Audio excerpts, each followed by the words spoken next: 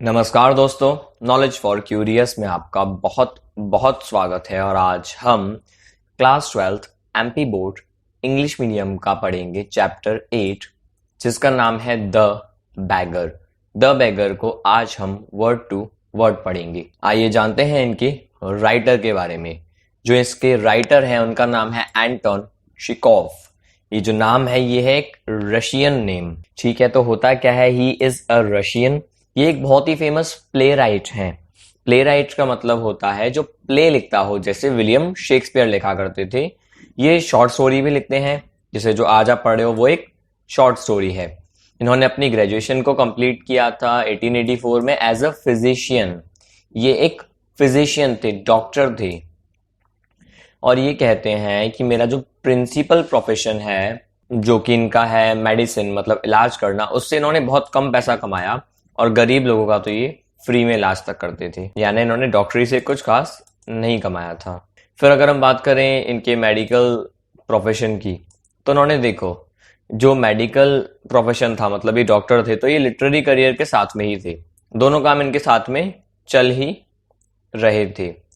और होता क्या है, ये कहते हैं कि मेडिसिन मेरी पत्नी है और जो लिटरेचर है वो मेरी मिस्ट्रेस है। यानी जो डॉक्टरी है वो एक तरह से मेरी पत्नी है और लिटरेचर मेरी गर्लफ्रेंड है, मेरा प्रेम है।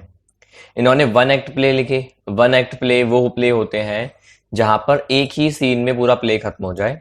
आपने शायद अभी तक नहीं पढ़े होंगे, 12th में तो एक भी नहीं है। उसमें सिर्फ एक ही सीन में प्ले खत्म होता है, कोई और सीन नहीं आता, कुछ लिमिटेड कैरेक्टर्स रहते हैं। इन्होंने द बियर नाम का एक इनकी क्रिएशन भी है जो इनका मास्टरपीस कहलाता है। इन्होंने बहुत सारे फेमस प्ले लिखे हैं, जैसे the Seagull, Three Sisters, the Cherry Orchard, ठीक है। और इन्होंने काफी सारी शॉर्ट स्टोरी लिखी है, जैसे कि एक आप पढ़ रहे हो द बैगर। आज भी इनको इनकी शॉर्ट स्टोरीज के लिए ही याद किया जाता है। अब हम बात करते हैं इस कहानी की। इस कहानी की शुरुआत क्या होती है, उसका बैकग्राउंड आप समझ लीजिए। बैकग्राउंड है, एक स्कोर्ट्सोव नाम का वकील है, पीटर्सबर्ग रशिया में है। वहां के ये वकील हैं और इनको एक भिखारी दिखता है लश्कोव नाम का। ये जो भिखारी है ये इनकी सिंपैथी प्राप्त करना चाहता है, दया प्राप्त करना चाहता है, और इनसे कहता है कि मुझे खाना दो। मगर जो लॉयर है वो इनके झूठ को पकड़ लेते हैं, रियलाइज कर लेते हैं इसके लायक को, यानी झूठ को, और धमकी देते हैं कि मैं तुम्हें पुलिस के हवाले कर दूंगा। वो उसको जॉब भी ऑफर करते हैं उसके बाद, भाई नौकरी कर ले कुछ। और आप देखोगे कि किस तरीके से ये जिंदगी बदल जाती है इस कहानी में। एक भिखारी कैसे अपनी जिंदगी को बदल लेता है just because of a good man Skortsov. हम पैराग्राफ वाइज पढ़ेंगे, वर्ड टू वर्ड। होता क्या है, पैराग्राफ 1 में जो भिखारी है वो कहता है कि सर आप बहुत अच्छे हो, आप एक भूखे आदमी को देखो, दया करो गरीब पर। देखा आपने भी, हमारे यहाँ लोकल भिखारी भी ऐसे ही करते हैं। मैं इंसल्ट नहीं कर रहा, बट होता है ऐसा। जो हमारे लोकल भिखारी होते हैं ना, आपके शहर में, आपके मंदिर के बाहर जो होंगे, एक भूखे आदमी को देखो, मैंने 3 दिन से खाना नहीं खाया, मेरे पास रात को ठहरने तक के पैसे नहीं है, 5 कोपेक तक नहीं है, तो आप मुझ पे दया करो, ठीक है। आई स्वेयर बाय गॉड, मैं भगवान की कसम खाता हूं, मैं एक स्कूल मास्टर रह चुका हूं, यानी मैं गांव में टीचर रह चुका हूं, और साजिशों की वजह से, जैम्स्टवो यानी सरपंच की साजिश की वजह से मुझे निकाल दिया गया था। जैसा एक अग्निपथ मूवी में हुआ था कि मास्टर दीनानाथ थे और उनको निकाल दिया गया था गांव से, क्योंकि किसी ने साजिश कर ली थी, स्पेशली सरपंच ने साजिश कर ली थी। तो ये ऐसी ही एक कहानी सुनाता है। फिर बोलता है कि झूठी गवाही दी गई और अब मैं बाहर हूं नौकरी से 1 साल से, आप मेरी प्लीज मदद कर दीजिए। अब ऐसा बोलेगा तो यार दया तो आ ही जाएगी। होता क्या है, इसी पैराग्राफ में आगे स्कोर्ट्सोव वो उसकी तरफ देखते हैं, उसके फटे हुए कोट की तरफ। ये होता है टैटर्ड कोट, आप देख सकते हो, इसको बोलते हैं टैटर्ड, यानी फटा हुआ, बुरी हालत में कोट। इसकी ड्रंकन आइज, मतलब शराब पी हुई, चिप्पी भरी आंखें, और इसके जो गालों पे लाल लाल पैचेस है, इस तरीके से जो लाल लाल निशान है। देखता है और लगता है यार कहीं तो देखा है इस बंदे को, ठीक है, ये भिखारी कहीं तो पहले दिखा है। आपके साथ भी हुआ होगा, एक भिखारी आपको मिलता है, मुझे तो बहुत मिले हैं, झूठ बोलते हुए, और वही भिखारी कहीं और कुछ और झूठ बोल के भीख मांग रहा होता है। ऐसा ही होता है ऑदर के साथ भी। होता क्या है, फिर वो और झूठ बोलता है कि मुझे कलुगा प्रोविंस में एक जगह नौकरी मिली थी पर मेरे पास पैसे नहीं थे जाने के, आप प्लीज मेरी मदद करो, मुझे मांगने में बहुत शर्म आ रही है, मैं शर्मिंदा हूं, लेकिन मेरे हालात ऐसे हैं कि मैं कुछ कर नहीं सकता। मतलब मुझे भीख मांगना ही पड़ेगी। स्पोर्ट्स शॉप उसके गैलश को देखता है। गैलश बोलते हैं ऐसे जूते को, ठीक है, इसको बूट बोलते हैं हम लोग आजकल। हमारे यहाँ बहुत फैशन में है, मेरे ख्याल से गर्ल्स इसको ज्यादा पहनती हैं आजकल। पहले बॉयज ज्यादा पहनते थे, अब गर्ल्स पहनती हैं इसको। इसको बूट्स बोला जाता है। तो होता क्या है कि एक इनका जो गैलर्श है वो तो पूरा बूट की तरह है, नॉर्मल है, और दूसरा जो है वो ऐसा था, जूते की तरह, शू की तरह, मतलब जुगाड़ का था, फटा हुआ था। तो एक पूरा था और एक यहाँ से कटा हुआ था और ऐसा दिख रहा था। तो ये चीज तो याद रहेगी ना यार। अगर मान लो आप किसी की चप्पल देख लो जो बहुत इंटरेस्टिंग हो, मतलब वो बंदा पिंक चप्पल पहना हो, वो लड़का हो के, तो आपको याद रहेगी वो चीज। ऐसे ही इसके जो जूते थे वो याद रहे, तो उनके दिमाग में क्लिक कर गया। वकील आदमी है वैसे ही, तो उनके दिमाग में क्लिक कर गया, यार पता लगाओ दया, कुछ तो गड़बड़ है, पता लगाओ। इनके दिमाग में आता है। अब देखो, अब वो कहता है सुन, भिखारी को बोलता है सुन, तू मुझे उस दिन सड़ो हुए स्ट्रीट पे मिला था, भिखारी को बोलते हैं, और तब तुमने ये नहीं कहा था कि विलेज के स्कूल मास्टर हो, तुमने ये कहा था कि तुम एक स्टूडेंट हो जिसको स्कूल से भगा दिया गया है, जैसे ये टप्पू सेना को भगा दिया गया था, अगर आपको याद हो तारक मेहता के एपिसोड में, मोबाइल की वजह से। तो ये कहता है कि मुझे स्कूल से निकाल दिया गया था। अब तुम परसों तो स्कूल के थे, अब तुम कह रहे हो कि 1 साल से मुझे बाहर हूं मैं और मुझे नौकरी से निकाल दिया गया है, टीचर था।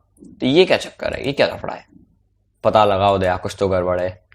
तो ये वकील साहब का दिमाग खनका, ठीक है। और इसी के साथ हम आ गए पैराग्राफ सेकंड के दूसरे हिस्से पे। होता क्या है, वो कहता है नहीं नहीं नहीं, ऐसा नहीं हो सकता। वो बड़बड़ाने लगता है, कंफ्यूज हो जाता है। जनरली भिखारियों का झूठ पकड़ा जाता नहीं है, ऐसा बंदा सबको तो मिलता नहीं है। तो वो कहता है मैं स्कूल का मास्टर हूं, मैं, आप कहो तो मैं आपको डॉक्यूमेंट्स भी दिखा दूंगा। अब वो चिढ़ जाता है, नहीं बहुत झूठ हो गए, बहुत हो गया झूठ। तुमने खुद को स्टूडेंट कहा था, तुमने ये भी बताया था कि तुम्हें क्यों निकाला गया था, याद है तुम्हें अब? ठीक है। अब होता क्या है कि अब स्कोर्ट्स को फ्लश करता है। फ्लश करने का मतलब वो वाला नहीं, वॉशरूम वाला नहीं, फ्लश का मतलब गुस्से में आ जाना। बहुत बुरी तरह देखता है, चेहरा उससे दूर कर लेता है, देखना भी नहीं चाहता भिखारी का वो, और जोर से चिल्लाता है ये स्विंडल है, ये धोखा है, मैं तुम्हें पुलिस के हवाले कर दूंगा। इस तरीके से मैं तुम्हें पुलिस के हवाले कर दूंगा। तुम भूखे हो, तुम गरीब हो, लेकिन इसका मतलब ये नहीं कि तुम बेशर्मी से झूठ बोलोगे, ठीक है। शेमलेसली मतलब बेशर्मी से, इसका मतलब ये नहीं है कि तुम बेशर्मी के साथ झूठ बोलोगे। अब आप देख सकते हो एक मासूम सा आदमी इस कोर्ट से कितना गुस्से में आ सकता है। अब ये रैग्ड फिगर है। रैग्ड फिगर मतलब बुरा दिखने वाला, गरीब दिखने वाला, ये जो भिखारी है, ठीक है, ये एक डोर हैंडल पकड़ता है, मतलब आसपास एक दरवाजा है उसको पकड़ता है, और उस तरीके से छटपटाता है जैसे एक पंछी स्नेयर में फड़फड़ाता हो, जैसे एक पंछी, स्नेयर मतलब जाल। तो जैसे एक पंछी होता है ना, जाल में फंसने के बाद ये बहुत ज्यादा घबरा जाता है, इधर उधर देखता है एक पंछी, उस तरीके से ये भिखारी है, अपने ही झूठ में फंस चुका है। अभी भी नहीं मान रहा। वो कह रहा है अरे मैं डॉक्यूमेंट्स दिखा सकता हूँ, डॉक्यूमेंट दिखा सकता हूँ। स्कोर्ट्सोव ने कहा कौन तुम्हारी बात मानेगा, तुम दूसरों की सिंपैथी को हासिल करना चाहते हो, दूसरों की दया को हासिल करना चाहते हो, स्कूल टीचर के नाम पे, स्टूडेंट के नाम पे। बहुत ज्यादा लो है, मीन है, बहुत ज्यादा नीच गंदी हरकत है, ये धोखा देने वाली हरकत है। अच्छा बाय द वे, ये सारे जो मीनिंग्स हैं ये सब मैंने अपने टेलीग्राम ग्रुप में सेंड कर दिए हैं, जो आप लोगों के लिए बनाया हुआ है स्पेशली। आप जाके उसको डाउनलोड करो, आपको पूरा चैप्टर इस तरीके से मिलेगा, पैराग्राफ लिखा हुआ, ये लिखा हुआ, अंडरलाइन किया हुआ, और इसका मैंने आपको इंग्लिश और हिंदी में मीनिंग भी लिख के दिया हुआ है, तो आपकी काफी हेल्प हो जाएगी। और अगर आप बहुत अच्छे मार्क्स लाना चाहते हो, मुझसे पूरा का पूरा पढ़ना चाहते हो, तो उसकी डिटेल्स आपको आगे मिल जाएंगी, अगर आपको अच्छे मार्क्स लाने हो तो। ठीक है जी, सो आगे बढ़ते हैं। स्कोर्ट्सो बहुत ज्यादा गुस्से में आ गए, भिखारी को बहुत कस के डांटा, मर्सीलेस स्कॉल्डिंग दी, मतलब बिना दया के। मर्सी मतलब होता है दया, बिना दया के उसको डांटा, पेल दिया समझो उसको। सुनाते ना खरी खोटी सुनाई, रो पड़े बंदा, जैसे आपके घर वाले कभी आपको सुनाते हो। उसके गुस्से पे बहुत ज्यादा चिढ़ लग रही थी इसको, ठीक है। होता क्या है, वो कहते हैं कि ये एक ऑफेंस है, ऑफेंस है, ये एक चोट करने वाली बात हो गई ऐसे लोगों पे जो दया दिखाते हैं, जो अनहैप्पी लोगों की मदद करते हैं और खुद को लव और प्राइज समझते हैं। मतलब स्कोर्ट्सो जैसे लोग जो खुद को धन्य समझते हैं, खुद में सुकून फील करते हैं गरीब की मदद करके, ऐसे लोगों के लिए ये कैसा है, असॉल्ट है, ये चोट पहुंचाने वाली बात हो गई। ठीक है, अब होता क्या है कि स्कोर्ट्सो भी यही सब बोल रहे हैं कि यार इस झूठ से इसने क्या किया है, एक असॉल्ट दिया है उन लोगों की दया पर, उनके प्रेम पे जो दान देते हैं। इसने हमारी चैरिटी को डिफाइल कर दिया, हमारे दान धर्म को बर्बाद कर दिया है इसने। हम लोग जो बिना कुछ ओपिनियन के दान करते हैं। बैगर पहले खुद को बचाता है, बहुत कस्में खाता है, लेकिन अचानक से शांत हो जाता है और शर्मसार हो जाता है। शर्म आ रही है उसको अपने आप पे, अपने झूठ पे। अब देखो आगे क्या होता है। वो कहता है सर, वो अपना हाथ अपने दिल पे रखता है और वो कहता है सर देखो, मैं झूठ बोल रहा था, सच में मैं एक स्टूडेंट नहीं हूँ, मैं एक टीचर भी नहीं हूँ। वो सब मेरा इन्वेंशन था। इन्वेंशन मतलब मेरी मन से बनाई हुई कहानी थी। मैं रशियन क्वायर का हिस्सा था। क्वायर हम बोलते हैं म्यूजिक बैंड को। ये मेरे नोट्स में लिखा हुआ आपको मिल जाएगा, जो मैंने फ्री में डाल दिए हैं टेलीग्राम के ग्रुप पर, जिसकी लिंक डिस्क्रिप्शन में है। तो वो कहते हैं कि मैं रशियन क्वायर का हिस्सा था और मुझे बाहर निकाल दिया गया शराब पीने की वजह से। पर मैं क्या कर सकता हूँ, भगवान के लिए मेरी बात मानो, मैं कुछ भी नहीं कर सकता। अगर मैं ये सच बता दूंगा तो मैं मर जाऊंगा सर्दी से और भूख से। आप जो कहते हो वो बिल्कुल सच है कि मैंने झूठ किया है, मगर मैं क्या करूं, ये मेरी मजबूरी है, झूठ बोलना, भीख मांगना, मेरे पास कोई ऑप्शन नहीं है। और पैराग्राफ 6 में जो स्कोर्ट्स हैं वो चिढ़ गए, जैसे आप लोग चिढ़ते होगे भिखारियों से। तब वो कहते हैं नॉनसेंस, तुम युवा हो। यंग मतलब होता है युवा, कि भाई आपकी बॉडी बड़ी अच्छी है, हेल्दी हो। बॉडी अच्छी है मतलब सिक्स पैक ऐप नहीं है, बॉडी अच्छी है मतलब हेल्दी हो। तुम यंग हो, तुम स्ट्रांग हो, तुम हेल्दी हो, तुम कुछ भी काम ढूंढ सकते हो अगर तुम चाहोगे, अगर चाहते तो। मगर कैसे? तुम आलसी हो, तुम बिगड़ैल हो, तुम शराबी हो, तुमसे ऐसे बदबू आती है जैसे एक पॉट हाउस की, मतलब शराब से भरे हुए किसी मटके में से जैसी बदबू आती है, वैसे ही वोडका की बदबू आती है तुम में से। तुम बहुत बुरी तरह से भ्रष्ट हो चुके हो, झूठे हो चुके हो। तुम्हारे अंदर, तुम्हारी रगों में बेईमानी भरी हुई है। देख रहे हो कैसे सुना रहा है? तुम कुछ करना चाहते ही नहीं हो। अगर तुम चाहते तो तुम किसी और रशियन क्वायर में शामिल हो जाते, तुम एक बिलियार्ड मेकर बन जाते। बिलियार्ड मेकर होता है जो स्कोर सेट करता है कोई गेम में, स्कोर बोर्ड को जो संभालता है। ठीक है, तुम्हें पैसे भी मिलते और तुम्हें कुछ करना भी नहीं पड़ता। या किसी ऑफिस में तुम काम कर लेते छोटा मोटा, जैसे हमारे यहाँ होता है ना छोटू चाय पिलाने वाला। लेकिन तुम क्यों करना चाहोगे? तुम लेबर ही नहीं करना चाहते, मतलब मेहनत मजदूरी करना ही नहीं चाहते। क्यों? क्योंकि तुम, ये उसके विचार कह रहा है, भिखारी ये सोचता होगा ना कि तुम बंद जाओगे। तुम हो सकता है हाउस पोर्टर या एक फैक्ट्री हैंड बनते, मतलब फैक्ट्री में लेबर करते, घर के केयर टेकर बन जाते। नहीं, लेकिन तुम तो बहुत जेंटील हो, तुम तो बड़े नाजुक हो ना काम करने के लिए। ये ताने मारे जा रहे हैं। अब पैराग्राफ 7 में क्या होता है, भिखारी कहता है सर आप जो कह रहे हो वो बिल्कुल सही है। वो उसके चेहरे पे स्माइल आती है। वो कहता है देखो सर मैं कैसे मेहनत करूं। ठीक है, वो जस्टिफाई कर रहा है कि मैं कमजोर हूं, मुझे कैसे मेहनत मजदूरी वाला काम मिलेगा। और मैं शॉपमैन बन नहीं सकता, बिजनेस मैं कर नहीं सकता क्योंकि मेरी उम्र हो चुकी है। हाउस होल्डर के रूप में कोई मुझे रखेगा नहीं, केयर टेकर मुझे बनाएगा नहीं, क्योंकि मैं केयर टेकर की जाति का नहीं हूं, मेरी कास्ट नहीं है केयर टेकर वाली। फैक्ट्री हैंड मुझे नहीं हो सकता क्योंकि उसके लिए आपको थोड़ा सा ट्रेड आना चाहिए, थोड़ा सा व्यापार आना चाहिए, दिमाग चलाना पड़ता है।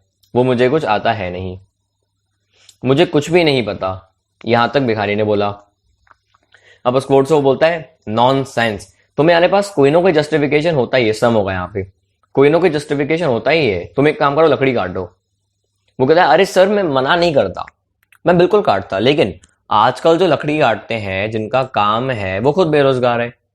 जो प्रोफेशनल वुड चॉपर्स हैं, लकड़ी काटने वाले, वो खुद बेरोजगार हैं। अब स्पोर्ट्स वो बहुत चिढ़ता है। वो कहता है सारे के सारे जो आइडलर्स होते हैं, यानी सारे के सारे आलसी मक्कार हरामखोर लोग, वो सब इसी तरीके से बहस करते हैं। रियल में जिस आदमी को नहीं पढ़ना या लाइफ में कुछ नहीं करना, वो 100 बहाने बना लेता है।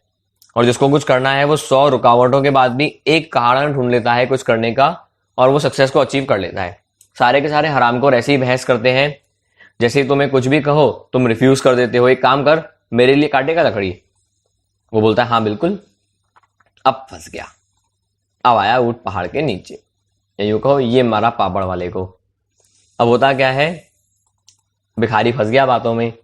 ठीक है, तो अब स्क्वाड्सोप कहता है ठीक है, चलो देखते हैं। एक्सीलेंट। अब देखते हैं एकदम जल्दबाजी में, उसके अंदर कोई खुशी नहीं थी खास। अब ये लोग घर के अंदर आते हैं, मतलब स्टेशन से जो एडवोकेट साहब हैं हमारे स्कोर्ट्स, वो भिखारी को लेके आते हैं अपने घर पे। मैलिग्नेंट प्लेजर है, मतलब उतनी खुशी नहीं है, जबरदस्ती की खुशी दिखाना पड़ रही है। अपने हाथों को रब करते हैं और ओल्गा को बुलाते हैं, ओल्गा इधर आओ, इस आदमी को ले जाओ और इससे लकड़ी कटवाओ, शेड में लेके जाओ उसको जहां लकड़ियां रखी हुई हैं। बाय द वे रशिया है, वहां बहुत ज्यादा बर्फ होती है, और जैसे हमारे लिए एलपीजी जरूरी होती है, हीटर जरूरी होता है, पंखा जरूरी होता है, इनके लिए लकड़ियां उतनी ही जरूरी होती हैं। अब बढ़ते हैं आगे। तो होता क्या है कि अब बैगर कंधों को उचकाते हुए जाता है, उसका कोई मन नहीं है कुक को फॉलो करने का, फिर भी जाता है। उसके इस व्यवहार से समझ में आ रहा है कि उसने वुड चॉप करने को इसलिए नहीं किया, इसीलिए नहीं किया कि उसको भूख लग रही है, उसको पैसे कमाने हैं, और इसलिए किया कि वो शर्म था, उसको शर्म आ रही थी, पहली बात, शर्मसार था वो, ठीक है, और उसके अंदर फीलिंग भी थी कि मैं कर पाऊंगा, ठीक है। और दूसरा, वो फंस चुका था इस शब्दों में, जो स्कोर्ट्सोव के शब्द थे उसमें वो फंस चुका था। वकील यार, वकील से कौन जीत सकता है, फंस चुका था, इस चक्कर में वो आया। उसका कोई ऐसा मन नहीं था कि उसके अंदर स्वाभिमान हो, उसको भूख लग रही है, पैसे कमाने हैं, ऐसा कोई रीजन था नहीं। ये क्लियर था कि उसके ऊपर वोडका का असर दिख रहा था, बंदा शराब पिया हुआ था, उसकी कमजोरी, नशा, सब कुछ क्लियर था, और उसके अंदर फेंटेस्ट इंक्लिनेशन भी नहीं थी, काम करने का जरा सा भी उसका मन नहीं था। आगे बढ़ते हैं। अब होता क्या है पैराग्राफ 9 में कि भाई स्कोर्ट्सोव तो चले गए।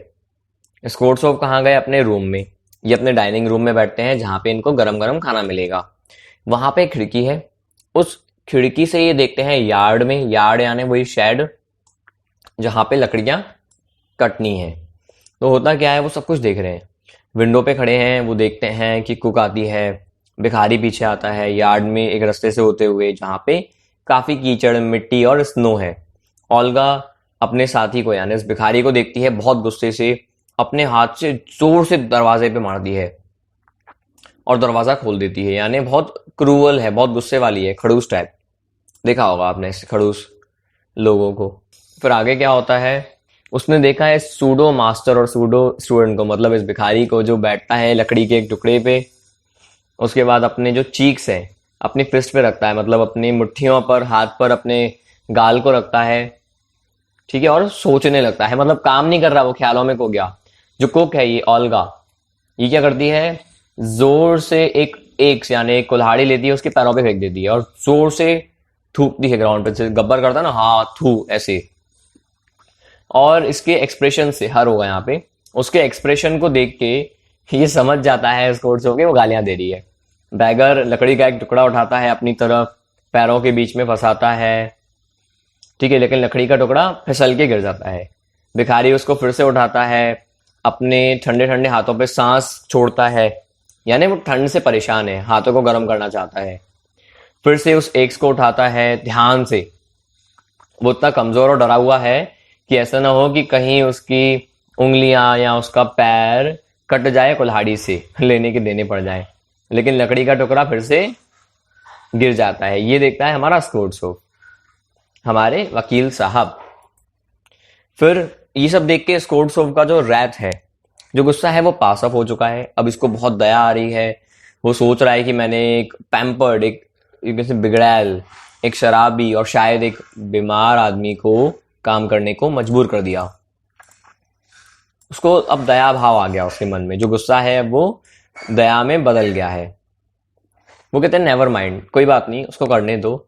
उसको लगा ठीक है, वो अपने डाइनिंग रूम से स्टडी की तरफ बढ़ रहा है, यानी जहां पे खिड़की है वो वाले कमरे से अब दूसरे कमरे की तरफ चले गए, और वो सोचते हैं ठीक है यार, मैंने सब भले के लिए किया ना, इसके कोई मार तो रानी हूं मैं इसको, ना कोई मजदूरी करा रहा हूँ फ्री में धमकी देके, मैं तो भाई हेल्प कर रहा हूँ उसकी। तो वो चले गए, ठीक है। अब उसके बाद क्या होता है तुरंत, अब हमें ही नहीं पता अंदर क्या हुआ, वो लकड़ी नहीं काट पाया, ये तो हमने देख लिया कि भाई उसके हाथ से कुल्हाड़ी संभल नहीं रही। उसके बाद अब उस शेड के अंदर होता क्या है हमें नहीं पता, जहां पे ओल्गा और वो वुड चॉपर था, अब हमें नहीं पता। उसके बाद हम ये देखते हैं कि स्कोर्ट्सोव को कह रहे हैं कि एक काम करो, उसको हाफ अ रोबल दे दो। रोबल उस समय की एक करेंसी थी, ठीक है। वो कहते हैं कि अगर उस भिखारी को चाहिए तो वो हर महीने की पहली तारीख को आए, उसको काम मिल ही जाएगा, ठीक है। और ऐसा ही हुआ, भिखारी हर महीने की पहली तारीख को आने लगा। पहले जब वो आया उसको हाफ अ रोबल मिला, ठीक है। उस समय वो खड़े भी नहीं हो पा रहा था, बहुत कमजोर दिख रहा था। फिर वो हर बार ऐसे आने लगा, हर बार उसको कुछ ना कुछ काम मिलता था। कभी स्नो को साफ करना, जैसे हमारे यहाँ झाड़ू लगाते हैं, वहां बहुत सारी स्नो हो जाती है, उसको साफ करना, शेड को साफ करना, कभी मैट्रेस यानी गद्दों को साफ करना। तो कभी 30 कभी 40 कोपेक उसको मिल जाते थे। एक बार तो उसको पजामे तक दिए गए, होता है ना, अपन पुराने पजामे, पुराने जूते स्वीपर को या काम वाली बाई को ऐसे हम लोग दे देते हैं। लेबर क्लास को तो ऐसे ही हुआ, इस भिखारी को पुराने पजामे दे दिए गए। फिर होता क्या है, पजामा बोल सकते हो आप, ट्राउजर्स वैसे प्लूरल में ही आता है। तो जब ऑर्डर मूव हुआ, मतलब ऑर्डर ने जब नया घर लिया, तो उसको बुलाया गया स्कोर्ट्सोव के द्वारा, ये काम कर, तो पैकिंग में हेल्प कर और फर्नीचर को मूव करने में हेल्प कर। इस बार बैगर सोबर था, शराब पिया हुआ नहीं था, दुखी था, शांत था। अब एक आदमी नशा छोड़ेगा तो ये हालत तो होनी ही है। इतना कमजोर था कि वो फर्नीचर को हाथ भी नहीं लगा रहा था, ठीक है। बहुत ज्यादा दुख में, सोच में, बस ऐसे ही वो फर्नीचर वैन्स के पीछे चल रहा था, कुछ काम ही नहीं कर रहा था। उसने कोशिश भी नहीं की बिजी लगने की, मतलब बहुत ही ढीला ढाला, ढीला ढक्कन लग रहा था। बस सर्दी से कांपता रहा, कांपता रहा, बहुत ज्यादा कंफ्यूज्ड था, ठीक है। उसको समझ में नहीं आता शराब छोड़ूं कि नहीं छोड़ूं, क्योंकि यार शराब के नशे में आपको पता नहीं चलता कि जिंदगी में क्या हो रहा है। अब आप शराब, ड्रग्स या किसी नशे से बाहर आते हो, तब समझ में आता है जिंदगी में हो क्या रहा है। फिर आप सोचते हो, और जब आप सोचते हो तो आप कुछ और काम कर नहीं पाते। तो इसकी भी यही हालत है, बहुत ज्यादा कंफ्यूज्ड है। और जो वैन्स वाले आदमी हैं, फर्नीचर वाले आदमी, चलाने वाले वैन, ये इसके ऊपर हंस रहे हैं, इसकी आइडलनेस पे, इसकी मक्कारी पे, इसकी कमजोरी पे, इसके कोट पे, जो शायद कभी स्कोर्ट्सोव का था। इसको भी पहना हुआ कोट मिला था, ठीक है। स्कोर्ट्सोव ने पहनने के बाद उसको दे दिया था, मतलब पुराना कोट अपना भेज दिया था। तो हंस रहे हैं उसके ऊपर, क्योंकि वो लोग हैं मेहनत से कमाने वाले। एक भिखारी के ऊपर हंसेंगे ही जो शराबी है। अब सबसे इंपॉर्टेंट बात, अगर आप क्लास में अच्छे मार्क्स लाना चाहते हो 12th में, तो आप मेरी ऑनलाइन क्लास को ज्वाइन कर सकते हो। मेरा जो रिजल्ट है वो है सिर्फ और सिर्फ 50 बच्चों में से 10th rank in MP, 94 in English medium, 94 in CBSE और 91 इन हिंदी मीडियम। हिंदी की क्लासेस भी फ्री है, आप 4-5 हजार में इस पूरे कोर्स को अवेल कर सकते हो। फिलहाल इसकी फीस अभी 3,000 है, आगे बढ़ भी सकती है, सीट्स लिमिटेड है। आगे बढ़ते हैं, क्वेश्चन 12। अब होता क्या है कि उसी दिन जब ये फर्नीचर वाली बात हुई, भिखारी शराब पिया हुआ नहीं है, तब स्कोर्ट्सोव कहते हैं मुझे लगता है कि मेरे शब्दों का असर हुआ है तुम पे, कुछ तो असर हुआ है। उसको एक रोबल सोचो, आधे से एक तक गाड़ी पहुंच चुकी है। वो कहते हैं ये तुम्हारे काम के लिए है। अब मैंने देखा कि तुम सोबर हो, सोबर मतलब होता है बिना पिया हुआ, और तुम डिसइंक्लाइंड नहीं हो। डिसइंक्लाइंड होना मतलब काम करने की इच्छा न होना, डिसइंक्लाइंड न होना यानी अब तुम काम करना चाहते हो। तुम्हारा नाम क्या है, ठीक है। जैसे शोले में क्या होता है ना, तुम्हारा नाम क्या है बसंती, वैसे ही तुम्हारा नाम क्या है। भिखारी बोलता है लश्कोव, यहां पहली बार उसको नाम पता चला, लश्कोव। मैं तुम्हें एक बेटर काम दे सकता हूं जो ज्यादा रफ नहीं होगा, ज्यादा मेहनत वाला नहीं होगा, क्या तुम लिख सकते हो। वो कहता है हाँ। यस सर, मुझे लिखना आता है, अब रशियन क्वायर में था भाई, लिखना कैसे नहीं आएगा। तो कहता है एक काम करो, इस नोट के साथ तुम कल मेरे कुलीग के पास जाओ, मेरे साथ में जो काम करता है वो तुम्हें कॉपी करने का काम दे देगा। यानी होता है ना, फोटोकॉपी थी नहीं उस टाइम पे, कॉपी करने वाला काम दे देगा। वो कहते हैं काम करो, शराब मत पियो, भूलो मत जो मैंने तुम्हें कहा, बाय बाय। स्कोर्ट्सोव को बहुत खुशी थी, उसने दैट है यहाँ पे कि उसने एक आदमी को पाथ, एक आदमी जो कि रेक्टिट्यूड के पार्ट में था, झूठ बोलने के रास्ते में था, उसको सही कर दिया, उसको ठीक कर दिया है। उसने लश्कोव को पैट किया, पैट करने का मतलब है उसको शाबाशी दी, ठीक है। उसके क्या बोल सकते हो अब, उसके जो शोल्डर हैं, उसके जो कंधे हैं, उस पर पैट किया, उसको शाबाशी दी, कंधों पे थपथपाते हुए उससे हाथ भी मिलाया जब वो अलग हो रहे थे। लश्कोव लेटर लेके गया और उस दिन के बाद से कभी भी बैकयार्ड में वो काम पे नहीं आया। क्या लगता है सुधर गया? देखते हैं। 2 साल हो गए, 2 साल तक लश्कोव आया नहीं।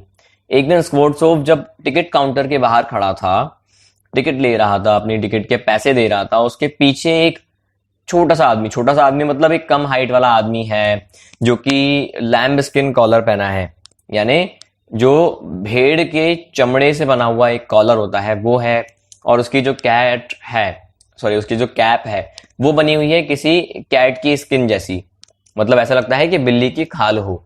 ठीक है, ये जो आदमी है ये बहुत पोलाइटली क्लर्क से बोलता है गैलरी वाली टिकट दे दो, और कोपेक्स में यानी अपनी करेंसी में उसको पैसे देता है। लश्कोव, स्कोर्ट्सोव कहता है लश्कोव तुम हो?